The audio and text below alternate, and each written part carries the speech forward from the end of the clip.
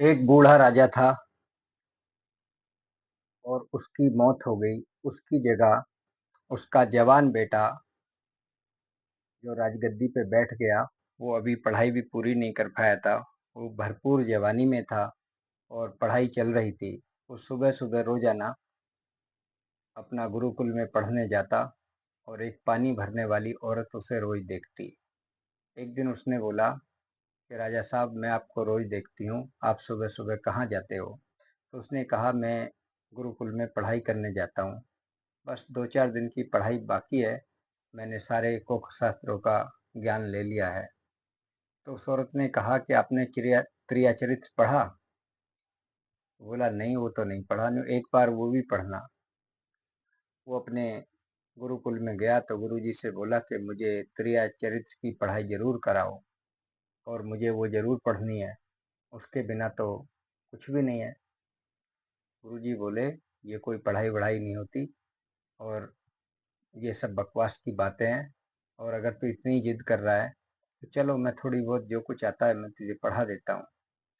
अब उसने थोड़ा बहुत पढ़ाया।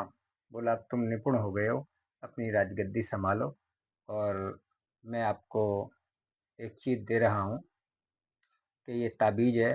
आप अपने गले में इसे जब भी डालोगे तो आप सबको पहचान पाओगे, लेकिन सामने वाला आपको कभी नहीं पहचान पाएगा।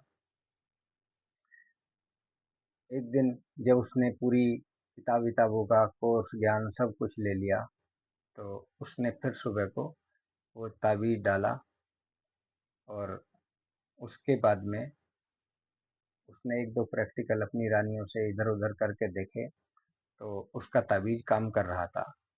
जब उसकी रात को रानी सो गई, तो रात को रानी सोने के बाद में उसने उस ताबीज को गले में डाला और रात को निकल गया। देखा तो वही पानी भरने वाली औरत रात को अपना एक रोटी लेके टिफिन में और कहीं जंगल में जा रही थी। राजा ने भी उसका पीछा करना शुरू कर दिया। देखा तो वो एक तांत्रिक के पास, जो जंगल में कुटिया डाल के बैठा था, वो रोटी उसको देने जा रही थी और वो पीछे पीछे छुप के राजा उसके देख रहा था। वो किसी पेड़ के पीछे छुप के देखता रहा। उसने तांत्रिक को रोटी खिलाई और तांत्रिक ने कहा कि आज मेरे पति आ गए हैं लेने के लिए और मैं सुबह चली जाऊंगी। तो उसने कहा कि जब तुम्हारे पति आ गए हैं तो तुम इतनी रात में क्या कर रही हो, अपने घर जाओ। उसने कहा कि बाबा, मैं तो आपके बिना मर जाऊंगी, मैं आपके बिना रह नहीं सकती। आप ही मेरी दुनिया हो, आप ही मेरी जिंदगी हो, मैं आपको नहीं छोड़ सकती। तो उस तांत्रिक ने क्या कहा कि ये चक्कू लो और अपने पति की गर्दन काट के ले आओ। जब आपका पति मर जाएगा तो मैं आपसे शादी कर लूंगा, वरना मैं शादी नहीं कर पाऊंगा, क्योंकि उसके रहते हुए हम दोनों एक साथ नहीं रह सकते। उस औरत ने चक्कू लिया और रात को सोते हुए अपने पति की गर्दन काट के वो ले आई और ला के तांत्रिक की गोद में रख दी। तांत्रिक ने कहा, ए पापन, तूने ये क्या कर दिया? बोली, मैं आपसे शादी करना चाहती हूँ। तो उसने उसे लात मार के भगाया। बोले, हरामजादी, तो जिस पति ने तेरे साथ 7 फेरे लिए तो उसकी ना हो पाई तो मेरी क्या हो पाएगी? जा, चली जा यहाँ से, मैं तेरे से कोई शादी वादी नहीं करूंगा, भाग यहाँ से। अब उसने क्या करा, वो उस सिर को लेके और अपने घर चली गई और अपनी गोद में रख के रोना धोना शुरू करके पूरा मोहल्ला गांव इकट्ठा कर लिया, सब जगा दिए कि मेरे पति की किसी ने गर्दन काट ली। और वो राजा छुप के सारी चीजें देख रहा था। ये बातें देख के वो अपने घर चला गया। ये बातें धीरे धीरे राजमहल तक पहुंच गई कि उसका किसी ने गर्दन काट दी है। आखिर गांव के लोग इकट्ठा हुए, दाह संस्कार के लिए तैयारी करी और अर्थी को ले गए। और जब उसका दाह संस्कार हुआ तो बोली, मैं भी अपने पति के साथ ही सती होना चाहती हूँ। मैं मेरा जीवन जी के ही क्या फायदा है, जब मेरा पति नहीं रहा तो मैं भी जिंदा नहीं रहूंगी। ये बातें सुनकर राजा हंसने लगा। तो उसने कहा तेरी चित्र कोई न जाने। उस औरत ने कहा कि ये सारी बातें तुम मेरे ऊपर कह रहे हो। वो समझ गई, बाकी कोई नहीं समझ पाया। तो उसने कहा, राजा साहब, मैं तो सती होना चाहती हूँ और मैं सती होंगी। मुझे अब रहना नहीं है। मुझे जिंदा रहने का मेरा मतलब ही खत्म हो गया। मगर मैं तुम्हें एक बात बताती हूँ कि जब भी आप कभी बैठो और आपको चटाई मिले तो चटाई झाड़ के बैठना। राजा ने कहा, अरे बेवकूफ़ औरत, मैं राजा हूँ। मैं तो राजगद्दी पे बैठता हूँ, सेज पे बैठता हूँ। मेरा चटाई से क्या मतलब, मैं चटाई पे क्यों बैठूंगा। चलो, फिर भी उसने बात सुन ली। आखिरकार उस तवीज को बार बार राजा रात को गले में डालता और इधर उधर घूमता हुआ फिरता। एक दिन क्या हुआ, रात के 12 बजे उसकी रानी ने रोटी बनाई और रोटी बना के पैक करी और वो चल दी। राजा भी गले में ताबीज डाल के पीछे पीछे चल दिया। उसने कहा, ए परदेसी, तुम कहाँ जा रहे हो। बोले, मैं रात में भटका हुआ हूँ, मुझे कहीं सहारे की तलाश है। रानी उसे पहचान नहीं रही क्योंकि उसने गले में तवीज डाल रखा था। धीरे धीरे बोली कि तू एक काम कर, ये रोटी पकड़ और मेरे साथ साथ चल, मुझे कुटिया तक पहुंचा दे। अंधेरी रात है, जंगल है, तो रास्ते में शेर चीता कुछ मिल जाए तो तू मेरी रक्षा के लिए ठीक रहेगा। वो उस कुटिया के पास तक गया और जाके जब वहां पहुंच गया तो उसने राजा को, महाराज को रोटी दी। और रोटी देने के बाद में वो बोला कि आप कौन है। बोला, जी मैं कोई नहीं हूँ, मैं तो एक परदेसी आदमी हूँ और मुझे रात को रुकना है। उस तांत्रिक ने अपना चेला बुलाया, बोला इसके रात को रुकने का इंतजाम करो। अब उसके बाद में उस तांत्रिक के चेले ने बोला कि ये चटाई है, यहाँ पड़ी है और तुम इस पे सो जाओ, आराम करो, सुबह उठ के चले जाना।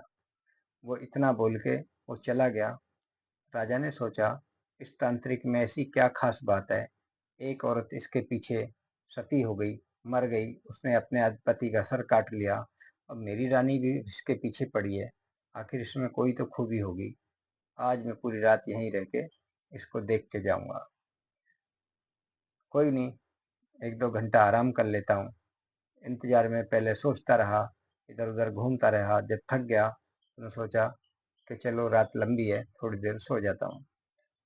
फिर उसे उसी पानी वाली औरत की याद आ गई कि उसने कहा, जब भी चटाई पे बैठो तो झाड़ के बैठना। उसने उस चटाई को उठा के झाड़ने की कोशिश करी तो उस चटाई के नीचे हटाई तो बहुत गहरा कुआं था। उस कुएं में जब झांका तो उसमें काफी सारी लाश, कुछ आदमी बंद, कुछ जिंदे, कुछ सड़े मरे पड़े थे।